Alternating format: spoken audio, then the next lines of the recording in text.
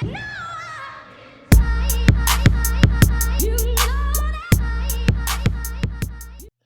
up, what up? We back. It's Freewenow. Till it is backwards. Yes, sir, ski. Got it off the muscle, off the strength. Hey, listen. We back with another edition of reaction videos.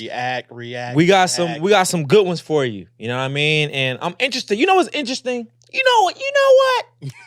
If don't mind if I do, right? No monologue. Right?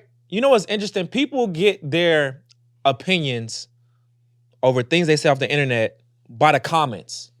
So people don't even have a real code of ethics. They don't even have real morals. They don't even have the confidence or the mentality to believe something for themselves. You see something viral, before you even speak on it, before you even give your 2 pennies on a situation, they go to the comments. And then they get how they feel based on what the comments are saying. Or validation for how they get validation for how they feel, or even change how they feel. They be like, maybe they're right in the comments. Maybe I shouldn't be feeling like this, right? Or then they start dogging the person out or praising the person based on what the comments say. Yo, have your own, think for yourself. Everybody's a sheep nowadays. If they like it, then I love it. But what does that really mean? Maybe they shouldn't be liking that and you shouldn't be loving it. All right. No ba-da-ba-ba-ba. All right. That's a real spill. That's real spill. I think of a couple videos, I went to the comments, I said, maybe they're right. I ain't gonna lie, you know what I'm saying? You called me out on that one, brother. There's a couple times I looked at the video, the comments, and was like, yo, but nah, I feel, that's real spill. Like, you gotta have, now I understand. Now, everything, you may not know about everything. Yeah. So some things you may need, you know what I'm saying, some guidance, some enlightenment on it, right? Jay-Z said, I feel so enlightened, I may glow in the dark. You feel me? So like, I'm not gonna be enlightened on everything. Counsel. You know what I'm saying? But the things that I know for sure. Oh, I'm standing on it. You gotta stand on that. Stand on business. Stand on business. Like, don't allow comments and people reposting to determine how you feel about a situation. Yeah. Bro, stand on your own too. Stand 10 toes. Stand strong. Come on, man. What you got for the people, Keith? All right. Your greatest weakness is your doubt in your extraordinary abilities. If you can't believe why waste the time convincing somebody else to? All right, let me run that back one more time. Your greatest strength is in your what? Your greatest weakness is your doubt in your extraordinary abilities. If you can't believe why waste the time convincing somebody else to? The first person got to believe it is you. Yeah. Nobody's going to believe in what you don't believe in. Nobody's going to believe in what you don't believe in. People believe in a podcast because we believe in a podcast. If I'm sitting here telling you something I don't even believe in, you're not listening to anything I have to say. Come on, man. Conviction. It's provocative. Even when you don't see it, you got to believe it. You got to believe it, yo. That's all faith is. I can't see it, but I'm believing in God, so I'm going to keep going for it. They say seeing is believing, but no, believing is seeing. Believing is seeing. Where you get that from? I don't know where that came from. Martin Golden. He did? Martin Golden. Yep, see? Yeah. I wasn't going to sit here and be like, I made that up. I don't know. I knew it came from somewhere. Martin Golden said that. They say seeing is believing. Nah. Believing is seeing. Believing is seeing. I believe it so much that I can see it. Yep. Woo! One more time. I believe it so much that I can see it. Woo! That's tough.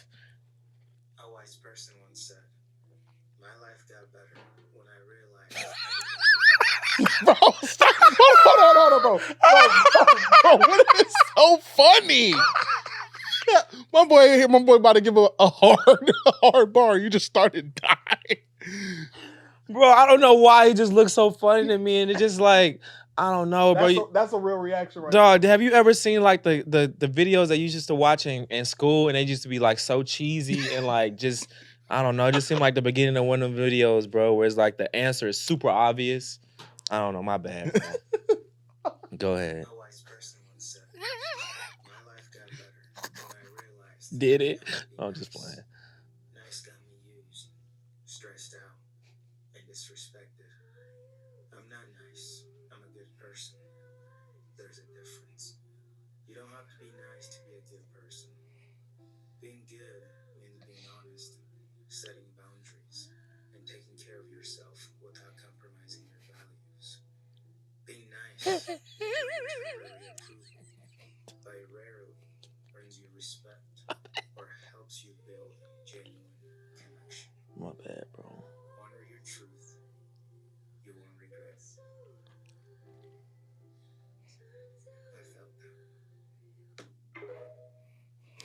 Boy, Haas could not even pay Bro, attention my to the bad, video. Bro.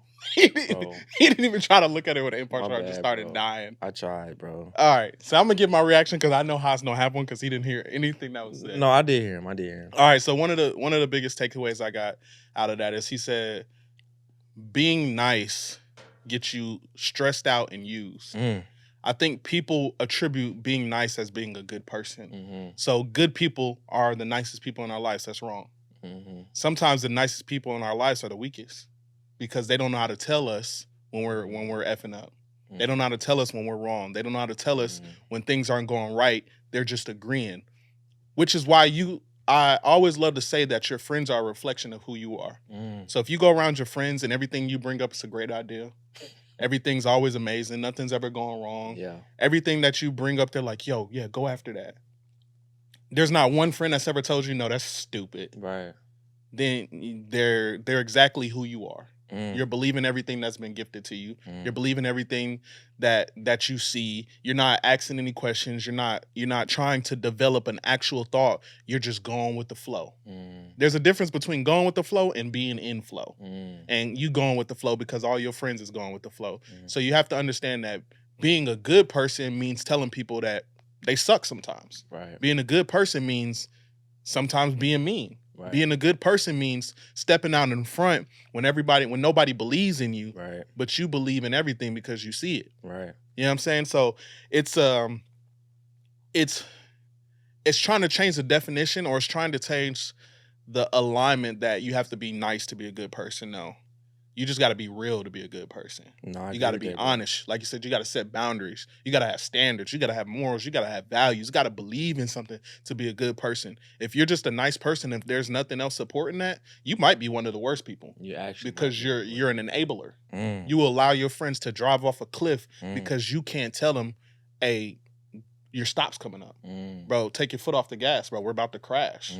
You one of those people, one of those nice people is the people that'll let you drive by the exit multiple times and not say nothing. Be like, no, I think you're going the right way. I think you're going the right way. Yeah, bro. You make a great point, and I say this all the time. I'm not a nice person. I'm a good person. I'm a good person. You know what I'm saying? I'm not a nice man. I'm a good man. Because, like you say, you got to hold people accountable. You do. Everything is not okay. You got to draw the line in the sand somewhere. And that's the problem with today and the age, is that I feel like I'm 70 the way I be talking about today's society. There's no line. You know what? See, this is the problem. Back in my day, we would never ever, right? Like, but that's the thing though. Everybody's too nice. Everything's okay. Do I look fat in this? Yes. You need to go to the gym. You need to go work out. You need to go work out. But the thing about good things is that they hurt first. They hurt worst first, right? The good things that are good for you, they don't feel good at first, right? Everything is about your feelings. I don't feel it. You being nice. Honestly, like you said, bro, being nice is really weak. You're weak because you don't have the spine. You don't have the backbone for somebody to say, I don't agree with you. You are avoiding conflict. You can never get to growth. You can never ascend to the heights that you're supposed to get to if you're afraid of conflict. Mm-hmm. You can never, ever get to a height that you're supposed to get to if you're afraid of having conflict. Mm-hmm. Because that means you're afraid of having conflict with yourself. If you're afraid of having conflict with yourself, you'll never challenge yourself. You'll never look in the mirror and challenge yourself to be better because you don't like conflict. Now, I'm not saying you got to go search out conflict, but when it comes, you need to address it and stand on your 10. You know what I'm saying? Stand on 10 toes. Like, you can't be afraid of telling somebody that because you want the appeasement of someone, right? Like, if you want the approval of everyone, right, you'll never have the approval of God. Do you want the approval of God or do you want the approval of everyone? Nip had a great quote, rest in peace. He said, would you rather be at peace with the world and at war with yourself, or at war with the world and at peace with yourself? The peace with yourself is the most important thing. Mm-hmm. I'd rather go to war with the world than have myself be conflicted, than have myself at war. Last quote, African proverb. It says, when you conquer the enemy within, the enemy without can do you no harm. Can do you no harm. That also reminds me of times that I think I copped out certain situations by just being nice instead of just being real. And you get hurt the most anyway. Yeah, like you ever been nice in a situation, you go back, I should have just told them they was stupid. You know what I'm saying? You know what I'm saying? Because you just always let get it the slide short end by. of the stick. Exactly. That reminds me, you say quotes. I brought a quote today. Yeah, talk to him. That reminds me of General Mattis. He said, "Be polite, be professional, but have a plan to kill everybody you meet." Be polite and be professional, but have a plan to kill everybody you meet. I like that. You know what I'm saying? There's nothing wrong with being respectful of others. There's nothing wrong with showing chivalry. There's nothing wrong with showing people that you're not an a-hole, essentially. But don't get too caught up in being this nice guy and forgetting, you know what I'm saying, that you got to protect yourself. Facts. You got to protect the people around you. Facts. And if you so caught up in being nice, you can't protect nobody. I can't trust you if you're too nice. Too nice? No. Because you'll put me on the line. You put my safety and security on the line. You'll smile in my face and stab me in the back. Right. Oh no, it's okay. I didn't know. I'm sorry. I was just trying to be. I didn't. This edit. I don't like that. Nah, I don't like that. And it's so humbling when your friends tell you one of your ideas sucks. It's so humbling when one of your friends tell you the truth, like, yo, hey, I love you, bro, but that idea sucks. I think I gotta talk about my boy Toby. I think it's one of the funniest things ever, right? We used to have this thing in college, right, where you would boo people for sorry jokes. Right. But we would, instead of just boo, we say gaboo, right? And it always been like a funny voice. You'd hear it from a random spot. So I'm in the living room and I'm talking to my other roommate Adonis and I'm telling him a joke. Right. And I know it didn't hit. I landed the joke and Adonis was like, oh, okay. I'm talking about from a flight of stairs up. I hear Tobin in his room go, gaboo. That was the most humbling moment of my life, bro. Because I'm like, I got booed from upstairs because my joke was so terrible. But they could have let me have that. But it was a humbling moment to be like, dang, he really told me that was trash. It makes you be better, though. Because now I got to come with heat next time. Now I got to come with heat. And I'm thinking about why I didn't land. Why was it the wrong setting? Was my timing off? You feel me? Like, it wasn't the right time at all. Like, yeah, bro. People need to get booed. We boo people all the time. Yes. The truth makes you evaluate. If you get around us, you will be booed. You will be booed. Tomato. Sells motivation, not shoes. Amazon sells convenience, not products. McDonald's, they sell happiness, not burgers. Disney, they sell memories, not roller coasters. Apple sells trends, not gadgets. Ferrari sells status, not cars. You should sell emotions, not services. Ship. Yeah, bro. I love this, right? And this is very interesting. Bro. This is very interesting. It reminds me of the Maya Angelou quote. Okay. People may forget what you said and what you did, but they'll never forget how you made them feel. People may forget what you said and what you did, but they'll never forget how you made them feel. You have to invoke an emotion when you're selling a brand or any type of product. Gets the people going. They have to feel something, right? This is why a lot of times people want to get to know the people behind the brand. They want to feel invested because they know somebody. When you know somebody, your emotions get involved. When your emotions get involved, sometimes it can be blinding, but it also helps you support people more. So when I buy a Ferrari, I'm not going to the Ferrari dealership and be like, yo, how durable is the car? Is this reliable? Can I drive this with my family and put car seats in the back? How much is it going to cost me to repair? You know what I'm saying? No, I'm getting this Ferrari because I'm him. I'm him. When I pull up in this Ferrari, I'm him. That's what I feel like. That's the emotion it evokes. Facts. I'm that guy. I'm that dude. I'm that guy. You know what I'm saying? When I put on Nike, just do it. Yeah, I'm finna go ham. When I lace up these J's, you know what I'm saying? When I put on these Nike socks, when I put on this Nike headband and shooter sleeve, I'm about to go out and do it. I'm about to ball on them. So it's an invoking an emotion which keeps people invested. So now when they think about doing anything where they need that emotion, they buy that product. So you know what? I want to feel status, so I'm going to go buy a Ferrari. I want to feel motivated, so I'm going to buy Nike clothes. I want to feel free, so I'm about to go watch Freewenow. It's the emotion that you invoke in people that helps them support your product. It's the thing that keeps them coming back because now they directly attribute that emotion to the product that you are presenting. And if you can do that, you got a customer for life. Customer for life, bro. And that's what we talked about earlier with art and music. It evokes an emotion in you. Those same emotions. You going through a breakup. Those emotions, right? You just won a championship. Those emotions, right? Like, one thing I like about Tupac, right? Rest in peace, is that Tupac, in my opinion, was not the greatest lyricist. Like, if you broke down his lyrics and, like, really kind of analyze his metaphors, analogies, and how he put things together, if you stack him against, you know, the thousands of other rappers, just on paper, he's not really just lyrically gonna wow you. Yeah. But it was his emotion. It was the way he said it. It was his tonality. It was his passion. Like, you can feel everything he's saying. Mm-hmm. You know what I'm saying? You can feel like Brenda's got a baby. You know what I'm saying? Like, you can feel what he was saying, bro, and it had emotion behind it. You know what I'm saying? Like, communication, what I mentioned earlier, is that when you are able to communicate that deeply, you're able to communicate that well, that what you do or what you say evokes an emotion in another person, bro, you're going to be great. There's nothing short of greatness for you. When I watched Kobe play, when his last game, bro, I'm watching his game and Steph Curry game at the same time, right? When Golden State set the record, right, it was the same night Kobe went for 60, right, his retirement game. And it's like, that emotion, bro.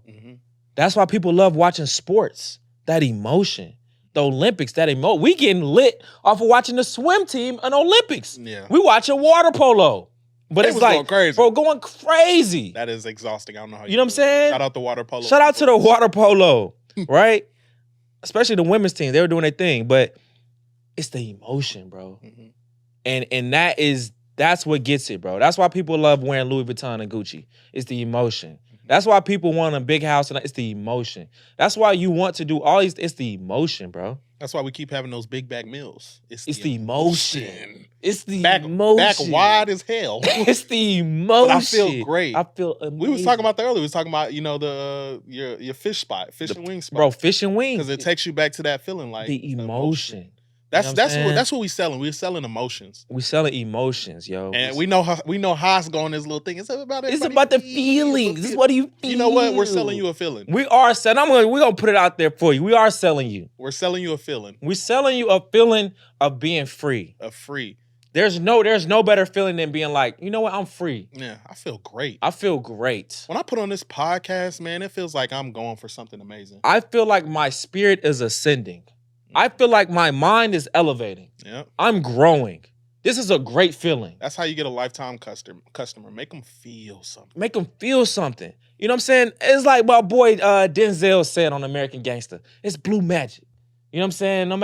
No matter they know me the Pepsi or Coke or the General Mills or the GM of General Mills. He was like, it's blue. We're gonna make it a brand. So when you see blue magic, right? I'm not condoning selling drugs or selling crack, right? But when you see that blue magic, when you see that label, premium. When you see that stamp, premium. When you see blue magic, that's the good stuff. That type of emotion you're getting is high. You feel me? Right? But everybody was selling the same thing. How do you separate yourself? Yeah. It's that brand, it's that emotion. You know what I'm saying? That emotion with Chick-fil-A. Chick-fil-A, they only got a few items. Yeah. They got chicken. They got little balls of chicken. You got chicken on bread. You got a little chicken strip. You got fries. And you got some salad. And a couple shakes. And a couple shakes, maybe. You know what's one of the most amazing feelings at Chick-fil-A?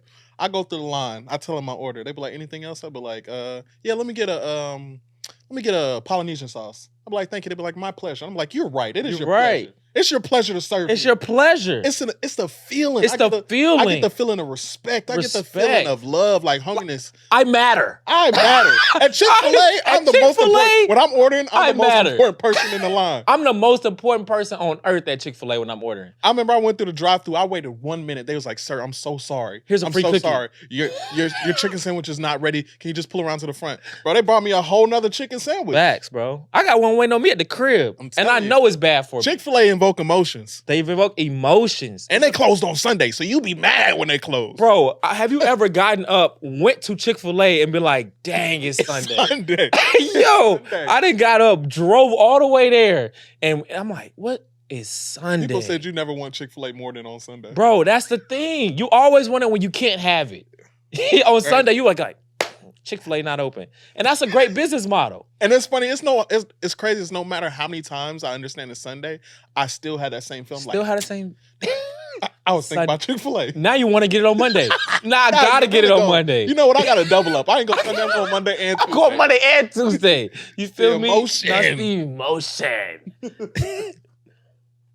nothing wrong with being a believer and having money. However, the Bible talks about studying to show yourself approved. The biggest issue I see in the Black church is that people would rather pray than study. So we pray for Talk a to him. miracle because our credit is jacked up, but we just didn't study credit. We pray for knowledge, but we won't study the information. When you pray for knowledge, it's like, okay, great, you want your credit to get better, but there's like thousands of books on Amazon and now on Audible that you could read about that. God, I want to be closer to you. Make me closer to you. Okay, but you don't read the Bible. Okay, God, I want to get better at business. Okay, you meet Candace, but then you don't want to pay to invest. God does not answer prayers with things. Whenever I pray for money, I've never woken up, opened my door, and it's a bag of money there. He sometimes confuses Never. magic and miracles. You might wake up in a brand new house that you ain't buy, and you think that's a miracle. Honey, you've been kidnapped. You know what I mean? Like, that's God. You've been God. kidnapped. So he's going to answer your prayers through people and information, and then you have to actually walk in that. That right there, if y'all don't listen to anything we say, listen to that. Faith without work is dead. Faith without work is dead. You know, it reminds me of the times when I was young, a little bit younger, maybe high school time, and I would get to a test, and I would go home and I'd be praying, God, please please let me pass this test. God, please let me pass this test. God, please, I'll do anything, I'll pass this test. But the crazy thing about this situation is 9 times out of 10, I passed the test. Yeah. 9 times out of 10, I passed the test. Like, I could remember very few times that I have ever failed a test, right? I passed the test, and I was like, oh, thank you, God. God made me pass the test. And then, like, thinking about what she's saying and thinking about the process, I had been studying the whole week. So it wasn't the fact that God just woke up one day and was like, yeah, you're going to pass the test. It's because I put in all the work to get to that point. So I asked God for something. Hey, let me pass this test. And he's like, yo, you didn't already put in the work. So, of course, you're going to pass the test, right? Like she said, we ask for miracles, but we don't want to put in the work. Hey, God, I want to meet the perfect person, but I don't put any work on myself. Hey, God, I really want these new shoes, but I'm broke. Hey, God, I want to get this new car, but I'm broke. Hey, God, can you help me out of this situation? But I'm lying, get myself into the situation. God's only going to give you what you're ready for. And if you're not willing to put in the work, that shows God that you're not ready for whatever the hell you're asking for. Right. So you have to understand these prayers will fall on deaf ears. God will allow your prayers to just continue to be said if you're not doing anything to show him that you deserve that prayer. Right. If I can't show you I'm worth what I'm asking for, why do I deserve it? Right. If I'm telling you, hey, Haas, I'm a great friend, but every single time I'm telling you, I'm showing you I'm a terrible friend, Right. you're never going to believe it. It doesn't matter what I say. Yeah. It doesn't matter if I'm a great friend or not, Right. because I haven't showed you the work to put in and prove to you that that's what I deserve or that's who I am. Right. So stop asking for stuff and not doing any work afterwards. You know what? It is great. Ask God for everything that you want. Converse with God. Hey, God, I really want this. Hey, God, I'm trying to get this. God, can you help me out with this? And then you know what you do? Back that up by showing him that you're going to put in all the work that it takes to get it. And I'm telling you, it's going to happen for you. No, for sure. No, I definitely will. I like the fact that God is reasonable. He has common sense. Yeah. Like, a lot of times we pray for miracles so much. It's almost like this, bro.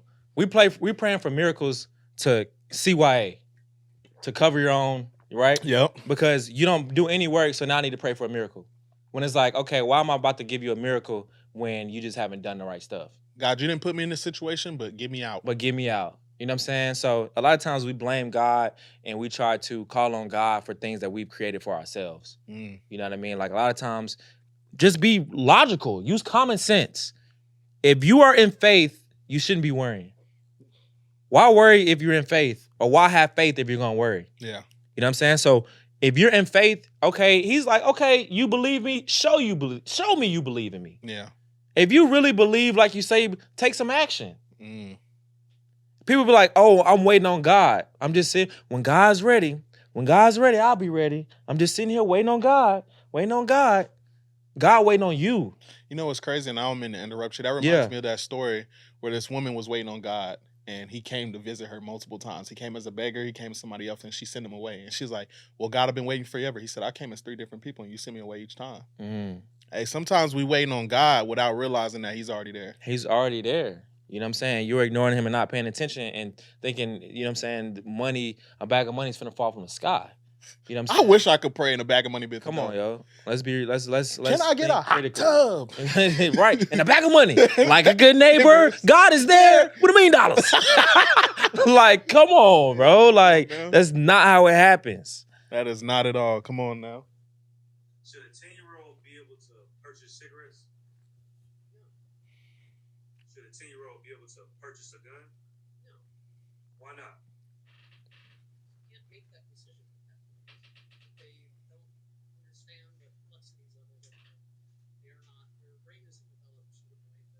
They can make a decision like that. Absolutely. Okay, should a 10-year-old be able to decide if they are a boy or a girl? I don't know. Why not? I think this is such a complex issue, and I've seen both sides of it. Seen both sides of it. I don't know the answer to it. I ain't gonna lie to you. I seen both sides of a 10-year-old needing a gun and not. Yeah, I understand why a 10-year-old would need a pistol. I seen both sides. The complexities of the issue. It makes sense. You know what I'm I saying? seen both sides. Somebody break in, 10-year-old need to take them out. I get it. I see both sides. Why are we so scared to tell the truth? Tell the truth, yo. Just tell the truth. Like, I feel like the transgender topic, the gay straight topic is something that people stray away from, and they're so scared to tell the truth about it. A 10-year-old should not be able to decide whether they're a boy or girl. Come on, you are what man. you were born as. Stop it. You are what you were born as. Let's and be I'm sorry, real. And I'm sorry for people telling you, no, you could be a no. If you were born a girl, you're a girl. If you're born a boy, you're a boy. And a 10-year-old, there's no way you're gonna tell me. If you want to 18, when you up out of my house, then you could decide.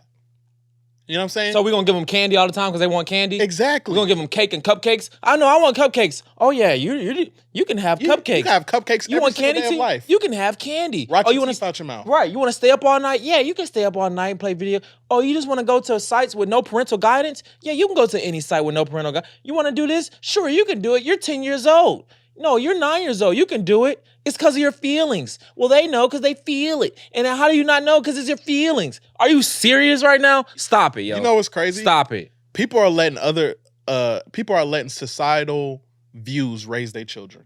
Woo! People People letting are- social media raise. Don't let social media raise your kids. People are letting societal views Yo. raise their children.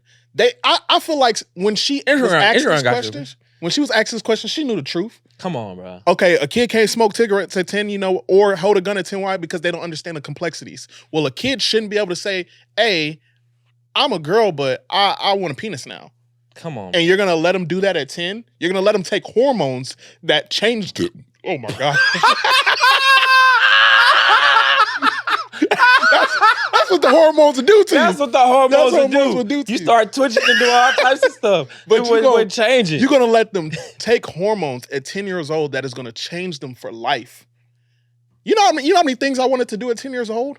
Come on, bro. That if I was able to do, I wouldn't be here right now. Come on, bro. I wanted to jump off a building and fly. Come on, bro. Imagine my mom saying, No. you know what, go try. You feel like you got wings. You got wings now, Keith. Little Keith, you can go out there and do it. I had a Red Bull. If you feel like you had a Red Bull gives you wings. So now you can fly. Bro, stop, bro. We just got to stop being so sensitive about this topic. No, and the thing is that it's baffling to me.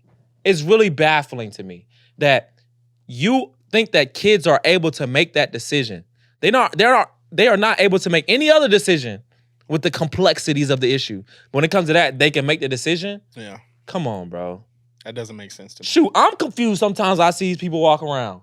You think a 10-year-old's not confused? Yeah. You think an 8-year-old's not confused? A kindergarten's not confused? We grown men. We grown men, and I see some, I'm like, That makes sense to me.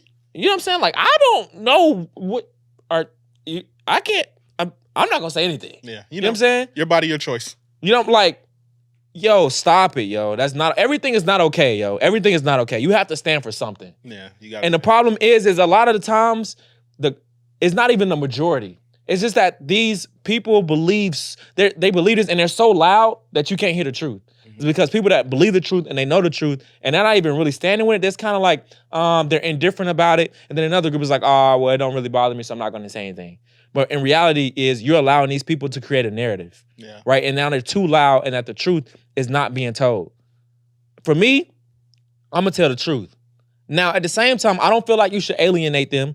Don't ostracize them. Don't kick them out of society, right? You don't have to, beat them up and bully them, right? You don't have to hit them with the Julius Smollett, you know what I'm saying, right? Like, you don't have to go and like, everybody, we're gonna hurt them. Like, no, I'm not saying that, right? Like, you're still a human being. You still deserve to be treated with respect.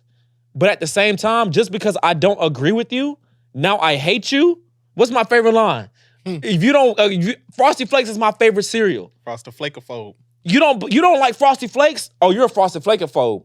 You're afraid of Frosted Flakes. When you don't realize that phobia means to be afraid of something, number one. So just because I don't agree with you does not mean I'm afraid of you. That's number one. Number two, you can't try to put a label on me just to discredit what I'm saying. Yeah. Right? That's called an ad hominem fallacy. Is when you try to discredit, you can't discredit the message or the content of the argument, so you try to discredit the person that's saying it. Oh, you can't discredit what Hassan is saying, so you're going to call Hassan a racist. Because now, instead of discrediting the message, they're going to discredit him and never listen to what he says. Now I no longer have to listen. Now I no longer have to listen to Hassan because he's a racist. When in reality is, the message is true. Yeah. Now you're trying to discredit me because you can't discredit that. So you're going to say, oh, Hassan, he hates everybody that's not a Raiders fan. He's a Raiderist. He's a Raiderist, right? He's an NFList. Now that I seen his face, but this reminds me of a thing that Kevin Hart said in one of his interviews. He said, as a parent, my job is to set my kid up, and it's their job to do the work. This shows me that a lot of people are not ready to be parents. They're not, bro. This shows me that a lot of people are not ready to be parents. Because I'm telling you, as a parent, you got to tell your kid no. You got to tell your kid, hey, this is a life-changing decision. You are not ready to make this. You're not ready to make that. You are not. I'm not putting you in the best position by allowing you at 10 years old to make such a life-changing thing. Because we know at 10 years old, 30 years old, your mind changes every other day. You're like, you know what? My favorite color used to be red, but it's blue now. Come on, bro. No, not blue. I like yellow. So if I can change something that simple, you think that I could change my gender at 10 years old and get to 18 and be like, this was a great decision. Bro, I'm 27. You think I would be happy with the decisions if I'd have banked on my decisions that I made at 10 years old? 10 years old. If all right, think about it. Put it this way. Stop it, bro. If you literally did everything that your 10-year-old self wanted to do you think you'd be in the best position right You now? probably wouldn't even be alive. Yeah, no, you'd be dead. You'd be dead. Like, real talk. You'd have got cooked. You'd be dead. You would have went into the stranger's van with the candy Facts. and got cooked. You know what I'm saying? You'll be dead. For real. You'll be dead. Make it make sense. And reality is you guys are dying on the inside for making these decisions. Dying on So the you may inside. not be physically dead, but you're spiritually dead. Emotionally dead, mentally dead. You're not ready to be a parent. I think people give the gym enough credit. When you're talking about a mental grasp on just like a baby step of Off the muscle. Off the there's muscle. no better place that you can get that than a gym. The concept of waking up at a certain time to go work on yourself, you have surpassed 80% of the world in saying that I'm going to get up every day at this time, no matter what, and this time is dedicated to me exercising to work on myself. That one mental exercise of commitment and consistency is what people struggle with the most. Yeah. People have a hard time committing and being consistent to the thing that they said that they would do. Now, when you lock that up and you check that box, the next part is improvement. Damn, I'm actually seeing a little bit of improvement from what I'm now committed to. When you do that, well, then everything else is gravy because now I like the word of improvement. I like seeing that my hard work is paying off. Holy, if this is happening here, what if I apply that here, or here? You're building up a rapport that you can follow through that you know works. Not gambling. All right. So I got two takes on this. Commitment and consistency is contagious.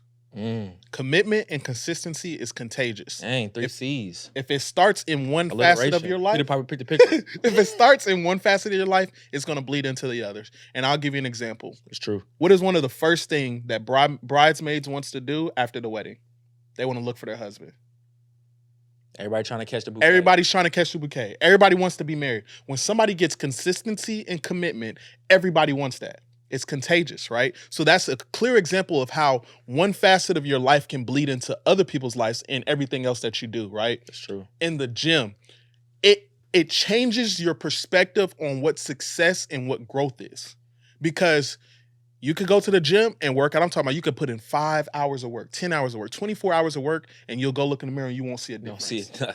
Nathaniel. You might have a little gym pump, but in the morning you wake up, it's going to be gone. Nathaniel. You know what I'm saying? So it changes your view on what progress and what success is and what growth is because you can't always see the sets that you're putting in. Right. You can't always understand, dang, I am looking a little bit slimmer because you see yourself so consistently, but you can feel it. Right. That 5 pounds, that 10 pounds, that 20 pounds, that 30 pounds is getting a little bit lighter. Right. It's getting a little easier to push. Like, yeah, I can't physically see that, but I can feel Right. the way that my body gets this weight off me. I can Right. feel the way I'm moving around the gym. I can feel the energy I have, right? And it takes a different level of commitment to get up every day and go out to the gym. I'm telling you right now, that is tough. It's tough. I'm an avid workout and it's avid workouter or whatever you want to call it. Worker outer. Worker outer. And it is tough. Yeah. There's plenty of days I get up and I contemplate not going. I will sit there for 45 minutes, be like, should I go? Should I not go? Should I go? Should I not go? Should I go? What excuse can I make? You know what I'm saying? Oh, I gotta be at work. I gotta be at work at 8. You know what I'm saying? So I can't go to the gym. Oh, you know what? This movie's coming on. I can't go. Like, you find the most insane excuses to not do something that is literally helping out with your personal growth, right? So I love the gym so much because you feel the progress. So it takes you out of the visual. Sometimes it takes years before you see a true visual. Yeah. You took a picture months ago and you look at it now, you're like, okay, now I can see it, right? But that's after time, but you feel the difference, right? And a lot of people think that commitment or consistency makes things easier. It does not. It does not always make things easier. The workout is still hard. It's always hard. I told my trainer right now, I was like, the workouts never get easier. I was like, no matter what you do, they never get easier. Right. And I was like, if they do start to feel easier, you put more weight on. If they do start to feel easier, you add more reps. So I was like, it never gets easier. It's just always hard. I just have committed in my mind that I'm not going to miss a day, so I have to do it. Yeah. Even when I don't want to, I have to do it. Right. And that sets you apart from other people because, like Kevin Hart said, consistency is commitment. Consistency and commitment is something that 80%, probably 99% of the world struggles with, which is why we only have so few GOATs, which is why we only have so many people in their certain areas, which is why we only talk about so few people in every aspect of the world because they've committed and been consistent. But there's hundreds of thousands of millions of people that said they wanted to be in NBA, that said they wanted to start a podcast, that said they wanted to be an engineer, that said they wanted to do. There's millions of people that say that every day. You know how they many don't have the consistency or commitment. Facts. You know how many people see our podcast and be like, "Man, I was trying to do a podcast." Consistency and commitment is contagious. They think that it's easy though. They think it's sweet. They think we really just get up and just like, all right, we're just gonna talk. Nah, this joint, it's frustrating doing this sometimes. It is. It's, you know what I'm saying? Like, it's a lot of work that goes into it. And, you know what I mean? I feel like you hit everything on the head, bro. Pause. So, like, I don't have nothing really to add to that. I think, in, you know, synopsis or the spark notes, right, is that the gym is a microcosm of life. You feel me? It's a, how you handle the gym is kind of like a foreshadow on how you handle life, right? So, you know, I think the gym is great. It helps more so with your mentality more than it does the physical. Yeah, it does. You know what I mean? It's more of a psychological and mental thing than it is physical because your body will catch up. You know what I'm saying? Your body can always do more, right? But the physical, I mean, the mental, you know, the mental gymnastics, if you will, that you put yourself through to become better and come stronger in the gym, that's what it's really all about. You can literally compare the gym to life. Like, yo, I'm going through the most stuff and it feels like I got a heavy weight on my chest. Yeah. I got it off. Next day I'm sore. I got to get that same weight off my chest. Yeah. It's compounding. In facts. And that's compounding education. And if you're able to handle that and you're able to keep going through that, you're able to, you know, handle, you can be like, man, I just pumped 225. I'll be all right. I thought I couldn't do it, but I did it. Good. But now when I go to work or whatever, I feel like I can't do this, I can do it. Yeah. Now something happens in my life, I feel like I can't do it, I can do it. Right? Like, you can use those small wins in your life to help propel you forward. Most men are not made to read between the lines. For Valentine's Day, he blatantly asks me, what do you want to do? And I said, no, babe, I just want to stay home and, you know, watch a movie with you. Nothing crazy. Let's not spend money, yada, yada, yada. I don't want nothing. He goes, you don't want nothing? I don't want nothing. What happened? He came home with nothing. First, I thought he was going to send me flowers to my job. Okay. I'm waiting. All these other girls, I get them flowers. I get nothing. Yo, that's the most disappointing part. No, I think it's all right because when I get downstairs and he picks me up, he's gonna start with flowers. I get downstairs, nothing. I'm like, my blood is starting to boil now. So then now you're like, no, they're at home. Yeah, exactly. They're at home. No, they're at home. They're at home. I know He got it set up. I get home, nothing. Again, nothing. So now at this point, I'm like, then nothing's gonna happen. Then I see that he goes to sleep. It's like, I'm like, yo, are we really not gonna do nothing?